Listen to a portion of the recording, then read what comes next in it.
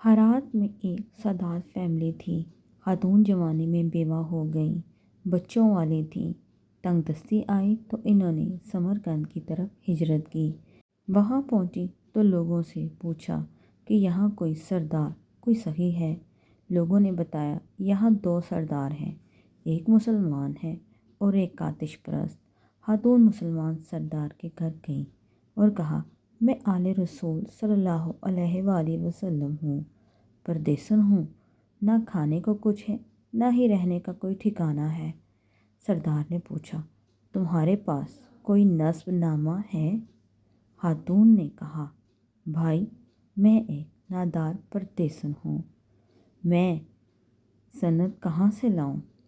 وہ کہنے لگا، یہاں تو ہر دوسرا آدمی کہتا ہے کہ میں سید ہوں، آل رسول صلی اللہ علیہ وآلہ وسلم ہوں۔ یہ جواب سن کر وہ خاتون وہاں سے نکلیں اور مجوسی سردار کے پاس گئیں۔ وہاں اپنا تعارف کرایا۔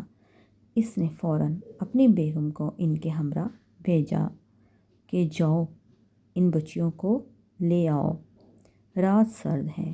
خاتون اور ان کی بچیوں کو کھانا کھلا کر مہمان خانے میں سونے کے لیے جگہ دے دی گئی۔ اسی رات کو مسلمان سردار نے خواب میں دیکھا کہ رسول اللہ صلی اللہ علیہ وآلہ وسلم جنت میں سونے سے بنے ایک خوبصورت محل کے دروازے پر کھڑے ہیں۔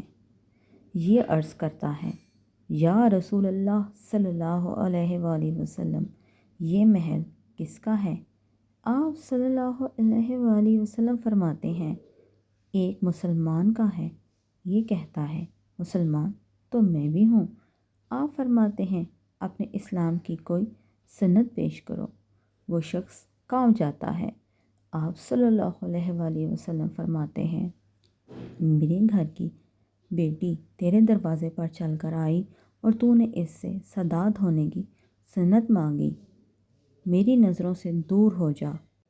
جب اس کی آنکھ کھلی تو وہ ننگے سر اور ننگے پاؤں باہر نکل آیا اور شور مچانا شروع کر دیا کہ وہ پردیسن خاتون کہاں چلی گئی۔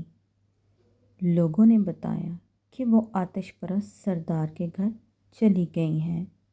وہ اسی حالت میں بھاگا بھاگا گیا اور اس سردار کے دروازے کو زور زور سے کھٹکھٹانے لگ پڑا۔ گھر کا مالک باہر نکل آیا اور پوچھا، کیا ہوا؟